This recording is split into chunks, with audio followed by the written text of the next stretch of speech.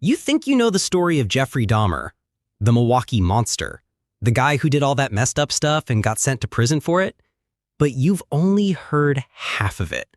The other half is about the guy who was with him in the end, a guy named Christopher Scarver. And you're about to hear the wildest, most unbelievable true crime story you've ever heard. It's not just about a serial killer getting what he deserved. It's about a man fighting his own demons, a prison system that looked the other way, and a metal bar. So grab a snack, find a comfy spot, and get ready, because this story is about to get insane. Our story doesn't start with Dahmer. It starts with Christopher Scarver, a kid from Milwaukee with a rough life. Back in 1990, Christopher was just 21 years old, but he was already struggling in a big way. He was hearing voices, like actual voices in his head, and they were telling him to do some bad things. He had been diagnosed with schizophrenia, but he wasn't really getting the help he needed. He was fighting this battle all alone. He was also trying to make a life for himself. He had a dream to be a carpenter. So he enrolls in this job training program. He works hard, learns the trade, and finishes the program. His supervisor, a guy named Edward Patz, tells him he's going to get a full-time job at the end of it. He promises him a spot. Christopher is thrilled. He finally sees a light at the end of the tunnel, a real job, a real life, a chance to get everything together. But the promise was empty. The job never came. Christopher waited and waited. He kept checking in, but nothing. He starts to feel completely betrayed. He's angry at the system, angry at the guy who promised him the world. And the voices in his head are getting louder and louder, like a radio with the volume cranked up. His mental state completely falls apart. He's drinking and smoking weed, which just makes everything worse. The voices are taking over. One day, he can't take it anymore. He goes to the office of the Wisconsin Conservation Corps, where he did the training. He's got a pistol on him. He finds his supervisor, a guy named Steve Lohman. Christopher demands money from him. But Lohman only has $15, just a measly $15. Christopher looks at him, and in a moment of pure blinding rage, he shoots and kills him right there. The other manager is terrified. He hands over $3,000 and all his credit cards. Christopher takes the money and runs. But it's a small city. The cops catch him pretty fast. He's arrested, convicted of murder, and sentenced to life in prison. No chance of parole. His life is over. And that's how he ends up at Columbia Correctional Institution, a place that was also home to a very famous inmate, Jeffrey Dahmer. And that's when this story goes from a tragedy to a full-blown nightmare. Jeffrey Dahmer was a celebrity in prison, but not the good kind. He was a monster who had done the most unthinkable things.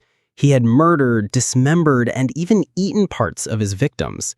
Everyone knew it, every guard, every inmate, and they all hated him with a passion you can't even imagine. Dahmer was a walking target. The prison guards were supposed to be watching him 24/7. It was an official rule, because they knew if they didn't, someone would get to him. But here's the thing about Dahmer. He didn't try to lay low. He didn't try to make friends or disappear into the crowd. He leaned into being a monster. According to inmates, he would get his cafeteria food and mold it into the shape of body parts, like a severed arm or a hand. Then he would take ketchup and smear it all over them to make them look like they were bleeding. And he would leave these things around the prison for other inmates to find. He was literally taunting the entire prison with his past crimes. Like, hey, remember all the horrible things I did? Here's a reminder. Can you imagine living next to a guy like that? It's like living in a horror movie. Christopher Scarver was a quiet guy. He kept to himself, he followed the rules, he wasn't looking for trouble. But he saw Dahmer. He heard about the things he did, and he was absolutely disgusted. He hated that Dahmer targeted mostly people of color. He hated that he was so proud being a monster. He had his own issues. He still heard the voices, but now those voices were starting to sound more like a divine mission. Christopher believed he was the son of God, and that his God was speaking to him, giving him a purpose. And that purpose started to point directly at Dahmer. Then there was a third guy in the mix, an inmate named Jesse Anderson. You might not know his name, but his story is also pretty messed up. Anderson had killed his own wife, but his alibi was a straight-up lie. He tried to frame two black men for the crime, claiming they had attacked them both. And it was all fake. It was a racist, made-up story that was completely false. Christopher saw him as another kind of monster, a racist who tried to get innocent people in trouble. He hated Anderson almost as much as he hated Dahmer. So now we have these three guys: Christopher Scarver, Jeffrey Dahmer, Jesse Anderson. And their stories are all about to collide. It's November 28th, 1994, a Monday morning. The three men are all put on a work detail together. Their job? Cleaning the gym bathrooms. And this is where the system completely breaks down. For some reason, the guards leave them alone, unshackled, unsupervised. They just walk away. Christopher later said he believed this was planned, that the guards hated Dahmer so much they wanted someone to take him out. We'll never know for sure, but what happened next is a matter of fact. The three guys are in the bathroom. Christopher is actually working. He's sweeping the floor, trying to do his job. Dahmer and Anderson are just goofing off, not doing a thing. Then one of them pokes Christopher in the back. Christopher turns around and looks at them. They're both laughing. He asks, "Who did that?" And they both pretend like they don't know. They deny it. That's all it took. That small, petty prank. Christopher later said it was in that moment that the voices came back. The God in his head told him it was time to act. So he walks into the gym, he looks around, he finds a metal bar. It's part of a weightlifting set. It's about 20 inches long and super heavy. He grabs it, slides it down his pants leg, and goes back to the bathroom. Dahmer and Anderson had split up to clean different areas. Christopher goes to find Dahmer first. He finds him alone in a locker room cleaning a toilet.